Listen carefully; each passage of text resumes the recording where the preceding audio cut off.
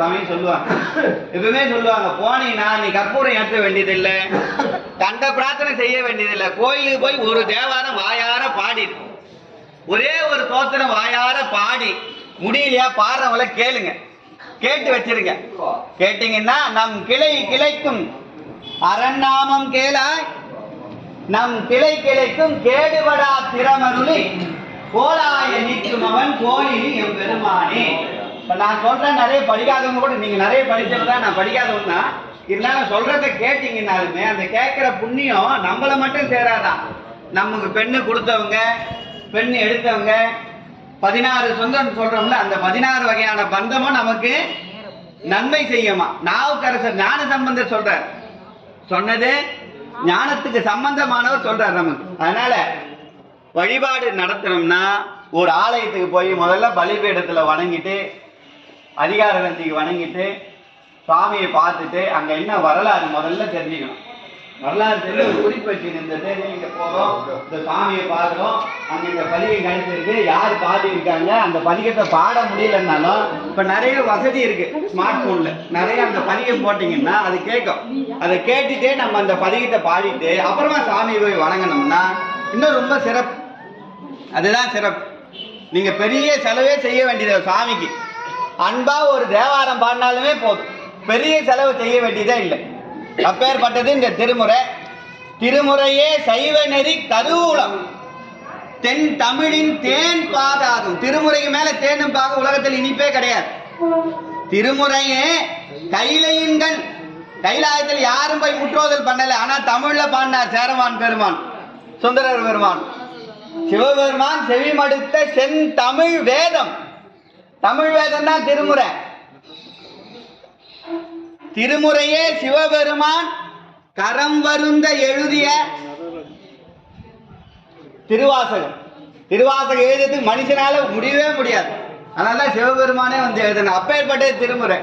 திருமுறை தான் சொக்க பெருமானும் நமக்கு ஒரு ரெக்கமெண்டேஷன் லெட்டர் கொடுத்து, இப்ப செல்வ செழிப்பு வேணும்னு நினைக்கிறவங்க அந்த மதிமலி பூரி செய்து 16ஆம் திருமுறத்துல திருமுக பாசுரம்னு ஒரே ஒரு பாட்டு இருக்கும்.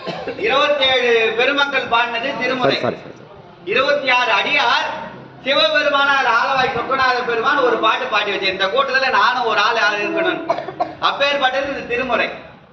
அதனால அடியாருக்கெல்லாம் தாழ்மையான விண்ணப்பம், எந்த ஆலயத்துக்கு போனாலும் ஒரு தேவாரம் பாடி, இன்னைக்குன்னு இல்லை, நீங்க தனியா எப்ப போனாலும் சரி, எங்க போனாலும் சரி, அட முடியலையா இல்லறம் அல்லது நல்லறம் அந்த வீட்டை விளக்கேற்ற சொல்ல ஒரு தேவாரம் பாடி விளக்கேற்றுங்க. இல்லக விளக்கது இருள் கெடுப்பது, சொல்லக விளக்கது சோதி உள்ளது, பல்லக விளக்கது பலரும் காண்பது, நல்லக விளக்கது நமசிவாயவே. அதனால ஒரு தேவாரம் பாடுறது ஒரு கொள்கையா வச்சுங்க. மற்ற பிரார்த்தனை எல்லாம் சாமிக்கு பயப்பட வேண்டியதே இல்லை. சாமி இதை பண்ணிடுவார், இதை பண்ணிடுவார், இப்படி செய்யணும் அப்படி செய்யணும். நாவுக்கரசர் நம்ம உபதேசம் சொல்லியிருக்கார், சாத்திரம் பல பேசும் சழக்கர்கள் கோத்திரமும் குலமும் கொண்டு என் செய்தி. சாத்திரம் பல பேசுவாங்க, சாமி இப்படிதான் கும்பிடணும், இப்படிதான் செய்யணும், அதெல்லாம் தெரிஞ்சவங்க செஞ்சுட்டு போட்டையா, என்ன மாதிரி தெரியாத என்ன செய்வான். ஏழை பங்காளனையே பாடேலோர் எம்பாவாயினர் மாணிக்கவாசகர் திருவம்பாவையில். சாமி ஏழைக்கு தான் பங்காளி, சுவாமி ஏழைக்கு தான் பங்காளி. என்ன பண்ணணும், நாவுக்கரசர் சொல்ல, சாத்திரம் பல பேசும் சழக்கர்கள் கோத்திரமும் குலமும் கொண்டு என் செய்தி, பாத்திரம் சிவமென்று பணிதினேன் மாத்திரைக்குள் அருளும் மாற்பேரர். பாக்குறவங்க எல்லாம் சிவமா பாக்குற பக்குவம் வந்துச்சுன்னா ஒரு செகண்ட்ல மாத்திரை, ஒரு மாத்திரையில சாமி நமக்கு அருள் வந்துடும். அந்த பக்குவம் வரணும், அதுக்குதான் வழிபாடு.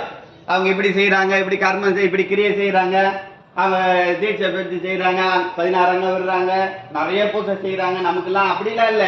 குரங்கணில் முட்டம் பாத்தீங்களா? குரங்கு எந்த தேவாரம் பாடிச்சு? அணில் எந்த தேவாரம் பாடிச்சு? காக்கா என்ன பாடிச்சு? அன்புதான் பிரதானம். கோயிலுக்கு வந்து அன்பா நம்மளால முடியுன்றதுனால தேவாரம் பாடுறோம். அன்பு பிரதானம், அப்புறமா தான் மற்றது எல்லாம். அதுதான் சாமி சொல்றாரு, முதல்ல நீங்க எல்லாத்தையும் பயப்படாதீங்க, சாமியை பார்த்து பயப்படாதீங்க. இந்த தீபம் போட்டாதான் இன்னைக்கு சரியாகும், அது செஞ்சாதான் சரியாகும். அப்பா அம்மா நீங்க எது செய்யணும்னு நினைப்பீங்க, அப்பா அம்மா என்ன செய்யணும்னு நினைப்பாங்க பிள்ளைங்க. நல்லது செஞ்சு நல்ல மாதிரி வாழ்ந்தா பெற்றவங்களுக்கு சந்தோஷம் தான். அதே போலதான் சாமியும். அதனால ரொம்ப புண்ணியமான தலத்தை வந்திருக்கிறீங்க. இங்க நாவுக்கரசர் ஒரு பதிகம் பாடி இருக்கார், சுந்தரமூர்த்தி நாயனார் ஒரு பதிகம் பாடி இருக்கார். நம்ம பகுதிக்கு பிள்ளையார் பாளையம்னு பேருங்க. ஏன் வந்ததுன்னா 7ஆம் நூற்றாண்டுல ஞான சம்பந்த பெருமான் நம்ம பகுதிக்கு வந்து தங்கி இருந்து பதியம் பாடினால அவர் எப்பயுமே ஒரு ராஜா. அவர் வந்து அவர் தான் முன்னணிட்டு அவர் பேர். அன்னையில இருந்து பிள்ளையார் பாளையம்னு பேராச்சு. காடி பிள்ளைன்னு அவருக்கு பேர் உண்டு திருஞான சம்பந்தருக்கு.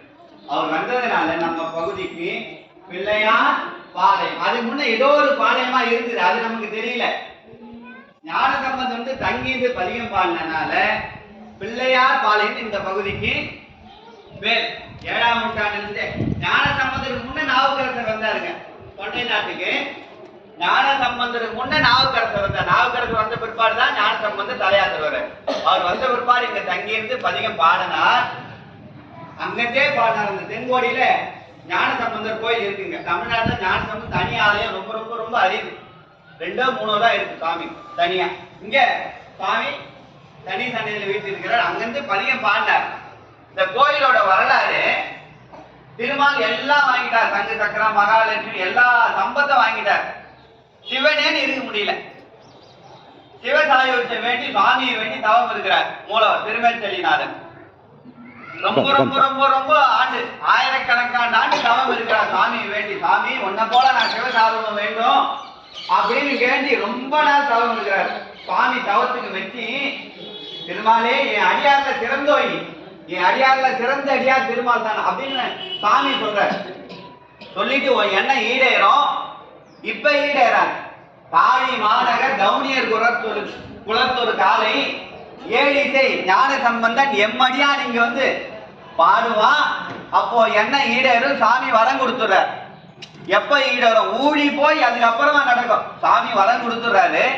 வரம் கொடுத்த பிற்பாடு ஒரு ஊழியே வந்துருதுங்க. அது வரைக்கும் சாமி திருமாலாவே தவம் செய்யறார். அது புதர் மண்டி புற்று மண்டி தெரியாம ஞான சம்பந்தர் வந்து அங்க பதியம் ஓதுறார். பதியம் ஓத கேட்டு உருகுறதுனால திருமால் ஓத உருகிய ஈஸ்வரன் உள்ள காட்சி தரார். திருமாலே சிவனா காட்சி தர்றது உலகத்திலே இங்கதான். சிவபெருமானே ஓம் நமச்சிவாய். சிவசிவா திருமால் சிவனா இங்க காட்சி கொடுக்கிறார். சிவநிலை தான், சிவனே நீங்க பெரிய விஷயம். அந்த நிலை எல்லாம்